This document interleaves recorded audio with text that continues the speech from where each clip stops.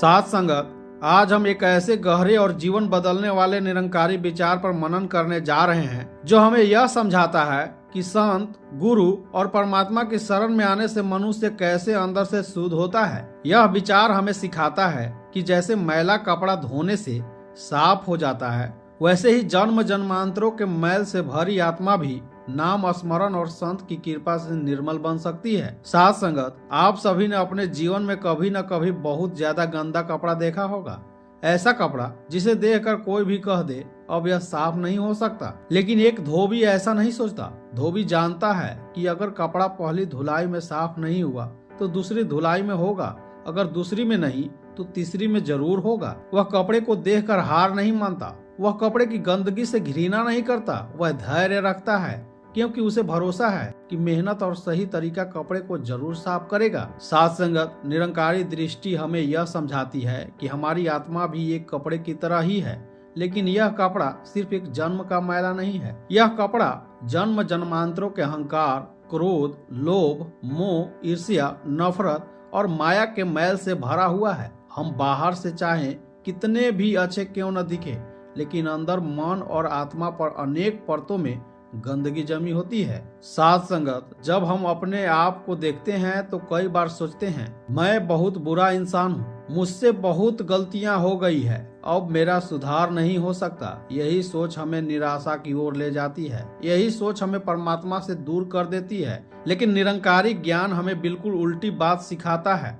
साथ संगत, जैसे धोबी सबसे गंदे कपड़े को भी धोने से माना नहीं करता, उसी प्रकार संत और सतगुरु कभी किसी जीव को उसके कर्मों के कारण ठुकराते नहीं। चाहे कोई कितना ही गिरा हुआ क्यों न हो, चाहे उसके जीवन में कितनी ही गलतियां क्यों न हो, अगर वह सच्चे मन से संत की शरण में आ जाता है तो संत उसे खाली हाथ वापस नहीं भेजते।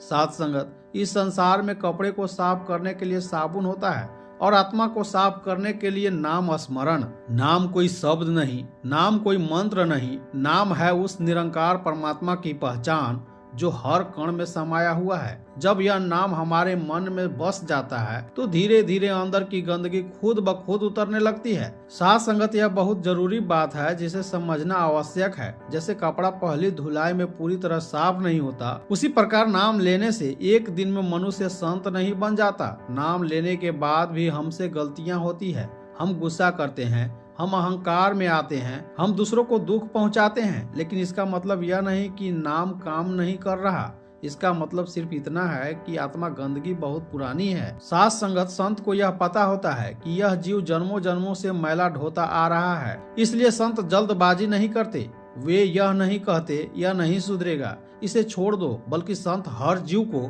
बार बार अवसर देते हैं। वे जानते हैं कि अगर जीव टिका रहा तो एक दिन जरूर निखरेगा। साथ संगत, यह निरंकारी विचार की सबसे सुंदर बात है। यहाँ कोई पापी नहीं, यहाँ कोई पतित नहीं, यहाँ कोई अयोग्य नहीं। अगर कोई व्यक्ति सच्चे मन से गुरु की शरण में आता है तो गुरु उसका अतीत नहीं देखते, उसकी जाति नहीं देखते, उसका पद नहीं देखते। गुरु सिर्फ उसकी भावना देखते हैं। साथ संगत, शरण में आना सिर्फ नाम लेना नहीं, शरण में आने का अर्थ है अपने अहंकार को छोड़ना, अपने आप को सही समझने की गलती को छोड़ना, गुरु के सामने झुकना, सीखने के लिए तैयार रहना। जब कोई जीव इस भाव में आता है तो संत उसकी लाज जरूर रखते हैं। साथ संगत, नाम का सबसे बड़ा असर बाहर नहीं अंदर होता है। पहले हमारी दृष्टि दूसरों की कमियों पर होती है, नाम के बाद दृष्टि अपनी कमियों पर जाती है। पहले हम कहते हैं दुनिया खराब है, फिर हम कहते हैं मुझे सुधरना है। यही बदलाव आत्मा की निर्मलता का सबसे बड़ा प्रमाण है। साथ संगत, माया बहुत गहरी है, यह एक दिन में नहीं जाती, लेकिन नाम स्मरण माया को कमजोर करता है।